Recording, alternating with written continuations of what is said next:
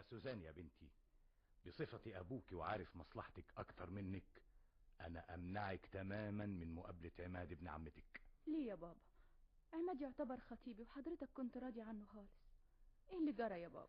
انا بصفتي ضابط شرطة سابق متأكد ان عماد دلوقتي اصبح موضع اهتمام رجال الشرطة. رجال الشرطة؟ يعني ايه يا بابا؟ انت عارفة يا بنتي ان انا بعد ما طلعت على المعاش صلتي ما انقطعتش برجال الشرطة الزملاء السابقين وبعض اللي كانوا مرؤوسين ليا. عارفة كويس يا بابا.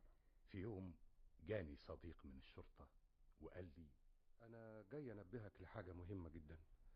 اولا بحكم الصداقة، وثانيا بحكم ماضيك المشرف في الشرطة. انت عاوز تقول ايه يا فتحي؟ ما حدش من رجال الشرطة طبعا يجهل الماضي المشرف للواء رشدي مكاوي. من فضلك خش في الموضوع. ابن اختك عماد ماله؟ الشرطة بتستدعيه كتير قوي الايام دي علشان تاخد اقواله. ليه؟ عشان ايه؟ عماد عمل ايه؟ هو لحد دلوقتي يعتبر ما عملش حاجة، لكن الشرطة بتشك فيه. بتشك فيه ازاي؟ ده عماد راجل مشهور ومكانته الادبية معروفة في البلد. عماد ابن اختي من احسن كتاب القصة البوليسية، بل احسن كاتب قصة بوليسية على الاطلاق. ايوه يا فندم، ما هو ده السبب برضه. فتحي وضح ارجوك. من مدة كده يا فندم فيه جرائم بترتكب كتير قوي، والشرطة مش عارفة تحط ايديها على الجاني. لكن من الغريب جدا ان الجرائم دي بتطابق بالضبط نفس طريقة الجرائم اللي بيكتبها الاستاذ عماد في قصصه.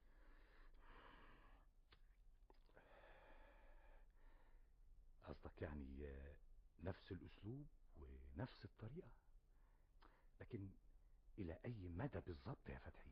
بقول لحضرتك الخطط بتتنفذ حرفيا زي القصص. طيب، على كل حال انا متشكر جدا يا فتحي لاهتمامك، وارجو لما يحصل اي جديد تبقى تتصل بيا. انا تحت امرك يا فندم. انا منساش الفترة اللي قضيتها تحت رئاستك ابدا. انا استفدت منك كتير وعاوز ارد لحضرتك شيء من افضالك.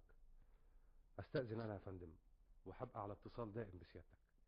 وعشان كده يا سوزان يا بنتي بقولك بلاش تقابلي عماد الايام دي لحد الحقيقة ما تبان.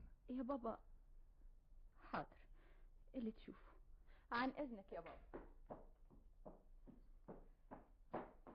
ايه اللي بتقوله ده يا رشدي سوزان؟ ها؟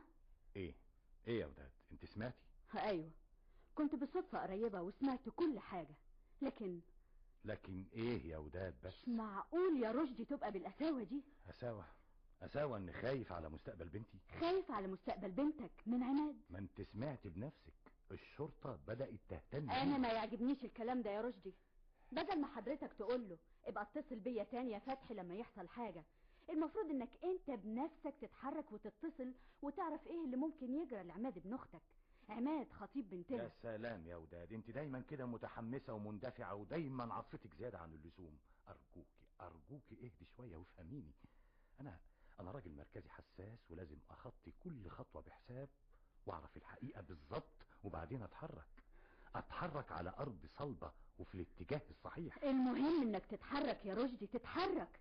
المسألة دي بدأت تقلقني قوي يا رشدي. يا ستي ما تقلقيش، اطمني وانا هتصرف. ربنا معانا.